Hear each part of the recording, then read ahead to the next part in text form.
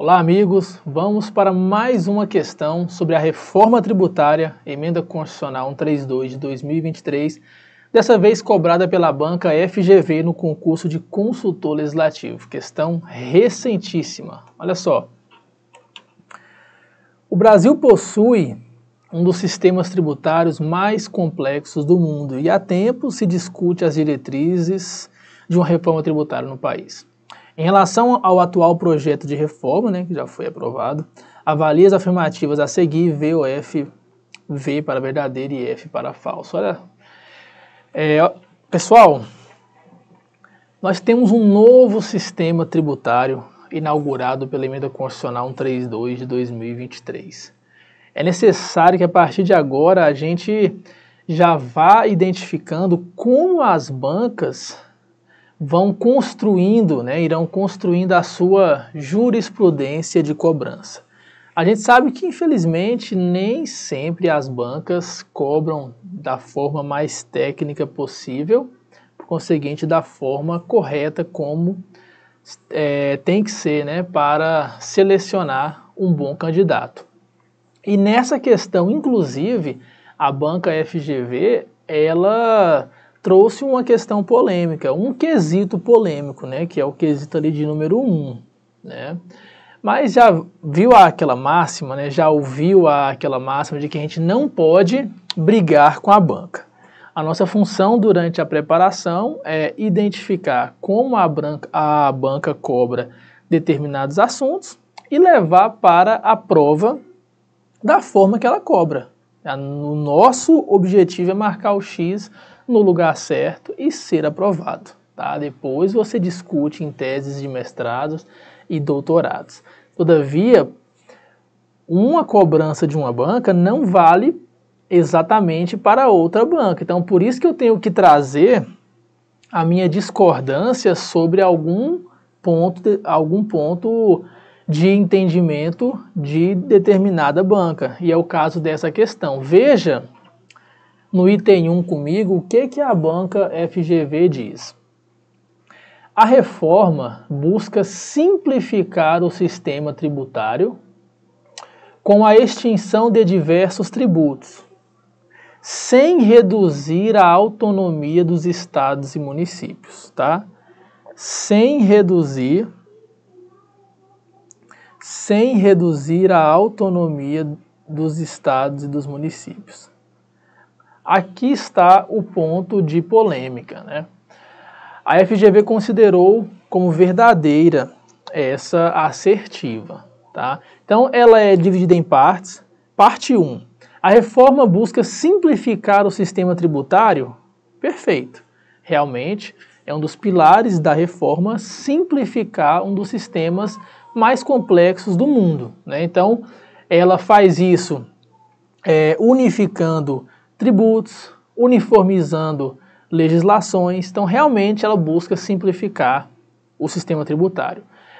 Com a extinção de diversos tributos, perfeito, nós teremos a extinção de PIS, COFINS, a extinção parcial do IPI, e a criação do IBS, CBS, Imposto Seletivo, e uma contribuição sobre produtos primários. Então, esse ponto está correto. Agora, sem reduzir a autonomia dos estados e municípios. Aqui é o ponto de polêmica.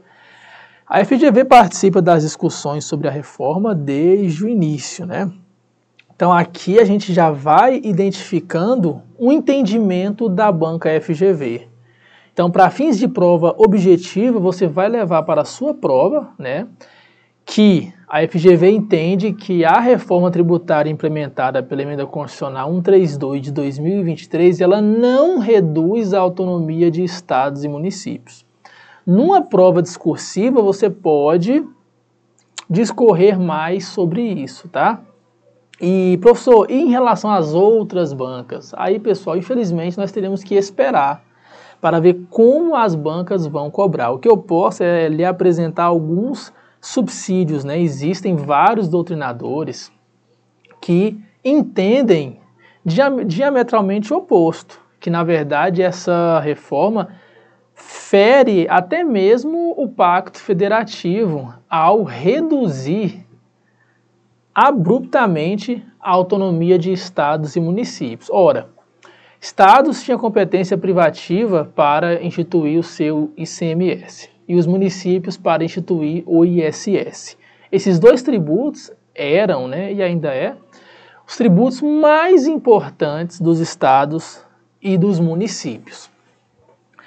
E na gestão desses impostos, tanto estado como município possuía gestão quase que plena, né, tendo que observar os parâmetros da lei complementar, mas ele instituía o seu tributo por lei estadual e disciplinava vários aspectos do seu imposto.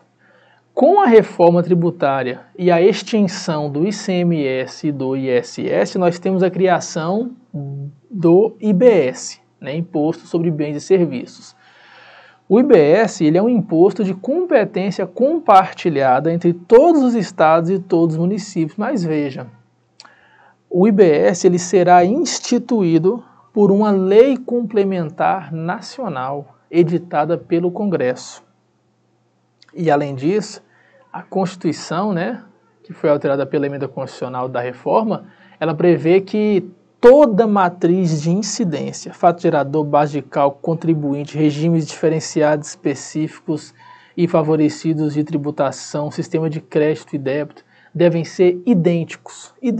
Toda matriz de incidência e esses pontos devem ser idênticos ao da CBS. Inclusive, o IBS, que é de competência dos estados e dos municípios, e a CBS, que é de competência da União, serão instituídos na mesma lei complementar nacional, tá? Então, afirmar que não houve redução de autonomia dos estados e municípios é a polêmica dessa assertiva, porque o que sobrou de autonomia para estados e municípios foi unicamente o manejo da alíquota do IBS. Somente isso, tá?